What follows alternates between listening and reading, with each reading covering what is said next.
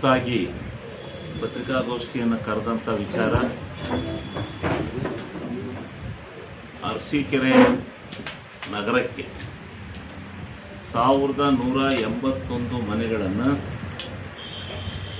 ಮಂಜೂರು ಮಾಡಿಸಿ ನಗರಸಭಾ ವ್ಯಾಪ್ತಿನಲ್ಲಿ ಬರ್ತಕ್ಕಂಥ ಅರ್ಹ ಫಲಾನುಭವಿಗಳಿಗೆ ಹಂಚಿಕೆ ಮಾಡಬೇಕು ಅಂತಕ್ಕಂಥ ಉದ್ದೇಶದಿಂದ 1181 ಮನೆಗಳ ಮಂಜೂರಾತಿ ಮಾಡಿಸಿದ್ದೇವೆ. 1181.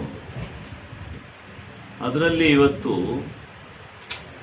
ಇದು ಕಾರ್ಯಕ್ರಮ ಹೇಗೆ ಅನ್ನೋದನ್ನು ನೀವೆಲ್ಲ ತಿಳ್ಕೋಬೇಕು. ನಾವು ಭಾಳ ಸಾರಿ ಹೇಳಿದ್ದೀವಿ, ಇದು ಇನ್ನೂ ಜನಗಳಿಗೆ ಮನವರಿಕೆ ಆಗ್ತಾ ಇಲ್ಲ. ಇದು ಕೇಂದ್ರ, ರಾಜ್ಯ ಮತ್ತು ಫಲಾನುಭವಿ. ಕೇಂದ್ರ ಸರ್ಕಾರ 1.5 ಲಕ್ಷ, ರಾಜ್ಯ ಸರ್ಕಾರ 1.5 ಲಕ್ಷ, ಫಲಾನುಭವಿ 1 ಲಕ್ಷ, 2 ಲಕ್ಷ ಇತ್ತು. ಅದನ್ನು 1 ಲಕ್ಷ ರೂಪಾಯಿನ ರಾಜ್ಯ ಸರ್ಕಾರವೇ ಭರ್ತಿ ಮಾಡಿಕೊಡೋದು ಅಂತ ಹೇಳಿ, ಇನ್ನು 1 ಲಕ್ಷ ರೂಪಾಯಿನ ಮಾತ್ರ ಕಟ್ಟಿ ಅಂತೇಳಿ ಫಲಾನುಭವಿಗಳಿಗೆ ಹೇಳಿದ್ವಿ. ಅಲ್ಲಿಗೆ ರಾಜ್ಯ ಸರ್ಕಾರದ ಭಾಗ 2.5 ಲಕ್ಷ, ಕೇಂದ್ರ ಸರ್ಕಾರದ ಭಾಗ 1.5 ಲಕ್ಷ, ಫಲಾನುಭವಿ ಭಾಗ 1 ಲಕ್ಷ. ಇಷ್ಟನ್ನ ಮಾಡಬೇಕು ಅಂತ ಹೇಳಿ ತಾಕೀತು ಮಾಡಿ ಇವತ್ತು ಮನೆನ ಕಟ್ಟಲಿಕ್ಕೆ ಪ್ರಾರಂಭ ಆಗಿದೆ. ಬಹಳ ವರ್ಷಗಳೇ ಕಳೆದಿದೆ. ಇಲ್ಲಿ ನಾವು ಆಗ ವಾರ್ಡ್ಗೆ ಹೋಗಿ ಯಾರು ವಸತಿ ರೈತರಿದ್ದಾರೆ ಅವ್ರಿಗೇನೆ ಪಟ್ಟಿ ಮಾಡಿ ಸರ್ಕಾರದಿಂದ ಅನುಮೋದನೆಯನ್ನು ಪಡೆದಿದ್ದೀವಿ. 1181 ಫಲಾನುಭವಿಗಳಿಗೂ ನಾವು ಮನೆಯನ್ನು ಕಟ್ಟಿಸಿಕೊಡ್ತಕ್ಕಂಥ ಆದೇಶದ ಪತ್ರವನ್ನು ಕೊಟ್ಟಿದ್ದೇವೆ. ಕಂಟ್ರಾಕ್ಟ್ರು ಬಂದಿದ್ದಾರೆ. ಕಂಟ್ರಾಕ್ಟ್ರು ಪಾಪ 5-6 ವರ್ಷದಿಂದ ಇಲ್ಲೇ ಬಂದು ಕ್ಯಾಂಪ್ ಹಾಕಿ ಮನೆಗಳನ್ನ ಕಟ್ತಾ ಇದ್ದಾರೆ. ಇಲ್ಲೇನಾಗಿದೆ, ಕೇಂದ್ರ ಸರ್ಕಾರದ ಭಾಗ, ರಾಜ್ಯ ಸರ್ಕಾರದ ಭಾಗ ಬಂದಿದೆ, ಫಲಾನುಭವಿಗಳ ಭಾಗ ಬರಲಿಲ್ಲ. ಅದಕ್ಕೆ ನಾವು ವಿಧಾನಸಭೆಯಲ್ಲಿ ಬಹಳ ಹೋರಾಟವನ್ನೇ ಮಾಡಿ 2 ಲಕ್ಷ ರೂಪಾಯಿಗಳನ್ನು ಕೊಡ್ತಕ್ಕಂಥ ಸಾಮರ್ಥ್ಯ ಬಹಳ ಜನ ಫಲಾನುಭವಿಗಳಿಗಿಲ್ಲ. ಅದನ್ನು 1 ಲಕ್ಷಕ್ಕೆ ಇಳಿಸಿ 1 ಲಕ್ಷನ ರಾಜ್ಯ ಸರ್ಕಾರವೇ ಭರಿಸ್ತಕ್ಕದ್ದು ಅಂತ ಹೇಳಿ ತೀರ್ಮಾನ ಮಾಡಿ ಅದಾಯಿತು. 1 ಲಕ್ಷ ರೂಪಾಯಿನ ಫಲಾನುಭವಿಗಳೇ ರಾಜ್ಯ ಸರ್ಕಾರ ಫಲಾನುಭವಿಗಳ ದುಡ್ಡನ್ನು ಕೊಡೋದು ಅಂತ ತೀರ್ಮಾನ ಆಯಿತು. ಆದರೆ ಆದರೂ ಕೂಡ 1 ಲಕ್ಷ ರೂಪಾಯಿಯನ್ನು ಸದ್ಯ ಒಂದು ಸಿಂಗಲ್ ಬೆಡ್ರೂಮ್ ಮನೆಗೆ ಇವತ್ತು ಅಲ್ಲಿ 25 ಲಕ್ಷ ರೂಪಾಯಿ ಮನೆ ಬಾಳುತ್ತೆ. 1 ಲಕ್ಷ ರೂಪಾಯಿ ಕಟ್ಟಿ ಬರಲಿಕ್ಕೂ ಜನ ಅವರ ವಂತಿಕೆ ದುಡ್ಡನ್ನು ಕೊಡದಲೇ ಕಂಟ್ರಾಕ್ಟ್ರು ಆ ಮನೆಗಳನ್ನು ಪೂರ್ಣಗೊಳಿಸಿಲ್ಲ. ಈಗ 328 ಮನೆಗಳು ಪೂರ್ಣಗೊಂಡಿದೆ. 412 ಮನೆಗಳನ್ನು RCC ಹಾಕಿದ್ದಾರೆ. ಇನ್ನು 252 ಮನೆ ಫೌಂಡೇಶನ್ ಲಿಂಟು ಇಲ್ಲಿ ನಿಂತಿದ್ದಾವೆ. ಇವನ್ನ ಏನಾದರೂ ಮಾಡಿ ಪೂರ್ಣಗೊಳಿಸಲೇಬೇಕು, ಬಡವರಿಗೆ ಇದು ಮಾಡಬೇಕು. ಆದರೆ ಇವ್ರು ಯಾರೂ ಬರ್ತಾ ಇಲ್ಲ. ಈಗ 131 ಜನ ಮಾತ್ರ 1 ಲಕ್ಷ ರೂಪಾಯಿ ಕಟ್ಟಿದ್ದಾರೆ. 1 ಲಕ್ಷ ರೂಪಾಯಿ 131 ಜನ ಕಟ್ಟಿದ್ದಾರೆ. ಅಲ್ಲ, 231 ಜನ ಕಟ್ಟಿದ್ದಾರೆ. ಈಗ ನಾವು ಎಲ್ಲರೂ ಬರಲಿ ಅಂದ್ರೆ ಆಗಕ್ಕಿಲ್ಲ. ಆ 328 ಮನೆ ಏನು ರೆಡಿ ಇದೆ, ಯಾರೇ ನಾಳೆಯಿಂದಲೇ ಬಂದು ಇದಕ್ಕೆ ನಿಘಂಟಿಲ್ಲ,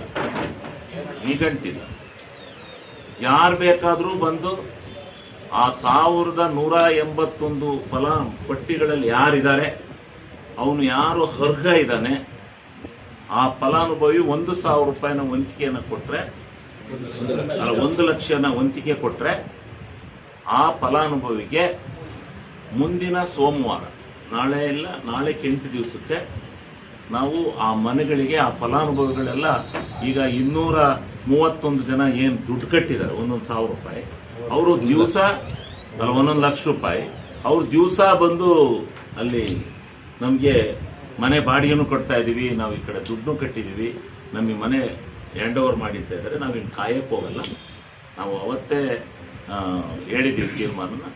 ಯಾರು ಬರ್ತಾರೆ ಲಾಟ್ರಿ ಮುಖಾಂತರ, ಅದು ನಮ್ಮದು ಅಲ್ಲ, ಎಲ್ಲ ಲಾಟ್ರಿ ಮುಖಾಂತರ ನಿಮ್ಮ ಸಮಕ್ಷಮದಲ್ಲೇ ಲಾಟ್ರಿ ಎತ್ತಿ ಯಾರ್ಯಾರಿಗೆ ಯಾವ್ಯಾವ ಮನೆ ಅಂತ ಮುಂದಿನ ಸೋಮವಾರ, ನಾಳೆ 30ನೇ ತಾರೀಕು ಆ ಫಲಾನುಭವಿಗಳನ್ನು ಅಲ್ಲೊಂದು 200-300 ಜನನ ಫಸ್ಟು ಅಲ್ಲಿ ವಾಸಕ್ಕೆ ಕರ್ಕೊಂಡು ಹೋಗೋಣ. ಆಮೇಲೆ ಯಾರು ಈ ಫಲಾನುಭವಿಗಳು ಬರ್ತಾರೋ ನೋಡೋಣ. ಈ 1 ಲಕ್ಷನೂ ಕಟ್ಟಕ್ಕಾಗದೇ ಇರುವಂಥ ಫಲಾನುಭವಿಗಳು ಇದ್ದಾರೆ ಅಂತ ಆಯ್ತು. ಇಲ್ಲ ಅನರ್ಹರೇನಾದ್ರೂ ಆ ಪಟ್ಟಿ ಒಳಗೆ ಸೇರ್ಕೊಂಡಿದ್ದಾರೆ, ಅದು ಗೊತ್ತಿಲ್ಲ. ದುಡ್ಡು ಕಟ್ಟಕ್ಕಿಂತ ನಮ್ಮ ಹತ್ರ ಅನರ್ಹರಿದ್ರೆ ಆ ಕೂಡಲೇ ವಜಾ ಮಾಡ್ತಾರೆ. ಯಾರು ಅರ್ಹರಿದ್ದಾರೆ ಅವ್ರಿಗೆ ಮಾತ್ರ ಮನೆ ಕೊಡೋದು. ಆದ್ದರಿಂದ ಅದನ್ನು ಇನ್ನು ಆಲ್ ರೆಸ್ಪೆಕ್ಟ್ ಕಂಪ್ಲೀಟ್ ಆಗಿದೆ. UGD ಆಗಿದೆ, ಎಲೆಕ್ಟ್ರಿಸಿಟಿ ಆಗಿದೆ, ಈ ರೋಡ್ಸ್ ಆಗಿದೆ, ಪ್ರತಿಯೊಂದು ಆಗಿದೆ. ಒಳ್ಳೆ ಹೈಟೆಕ್ ಸಿಟಿ ಆಗಿದೆ, ಅದು ಹೈಟೆಕ್ ಜಾಗ ಆಗಿದೆ. ಅದನ್ನು ಮುಂದಿನ ಸೋಮವಾರ ದಿವಸ ನಾವು ಹಸ್ತಾಂತರ ಮಾಡ್ತಾ ಇದ್ದೀವಿ. ಅದಕ್ಕೆ ಅಷ್ಟರೊಳಗೆ ಯಾರ್ಯಾರು ತಂದು ಈ 328 ಮನೆ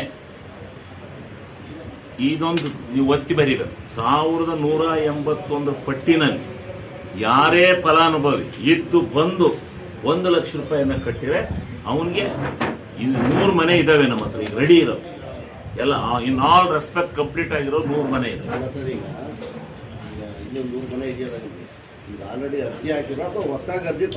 ಹೊಸ ಇಲ್ಲ, 1181 ಶೋಧನೆ ಆದ್ಮೇಲೆ ಹೊಸಬ್ರು ಮತ್ ಕರೆಯೋದು.